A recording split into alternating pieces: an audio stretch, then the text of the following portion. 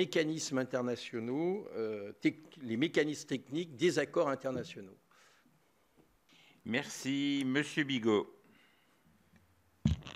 Merci, Monsieur le Président, Messieurs les ambassadeurs.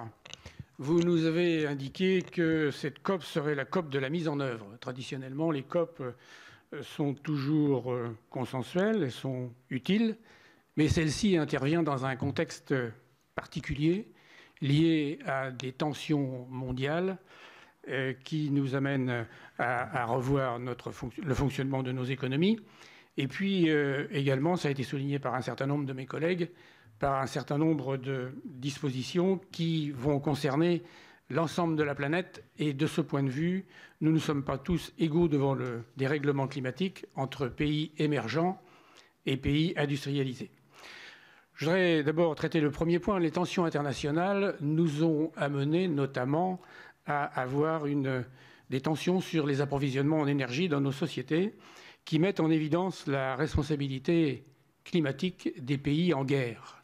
C'est bien le conflit à l'heure actuelle en Europe de l'Est qui nous amène à avoir des décisions politiques qui ont des impacts sur le climat qui résultent de ces tensions. Un exemple, nous avons voté, nous on n'a pas voté, mais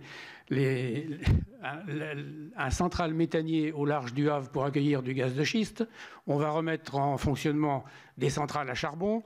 Et donc, la responsabilité des pays en guerre est clairement à pointer dans l'aggravation du dérèglement climatique. Est-ce que la COP27 peut déjà pointer du doigt le fait que les conflits nous amènent à des régressions, y compris sur le plan climatique?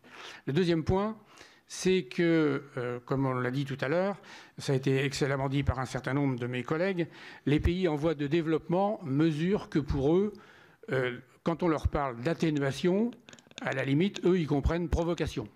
C'est-à-dire que ce sont des pays qui sont peu émetteurs de gaz à effet de serre, qui ont un niveau de développement qui parfois a besoin pour se financer des énergies fossiles, je pense notamment au Congo, qui est assis sur des nappes pétrolières importantes, leur demander demain de se priver des moyens de leur développement, c'est presque provocateur.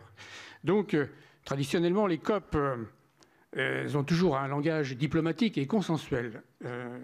Mais là, je crois qu'il va falloir transgresser les codes et parler d'une manière plus directe, pointer les responsabilités, les risques sont connus.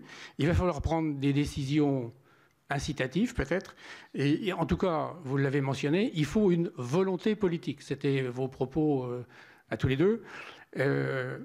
De ce point de vue, est-ce que vous pensez qu'une COP qui se termine par un constat, s'il le faut, divergent entre les acteurs, mais qui pointe les responsabilités, qui pointe des clivages, est-ce que vous pensez que c'est quelque chose qui peut faire avancer la cause? Je vous remercie.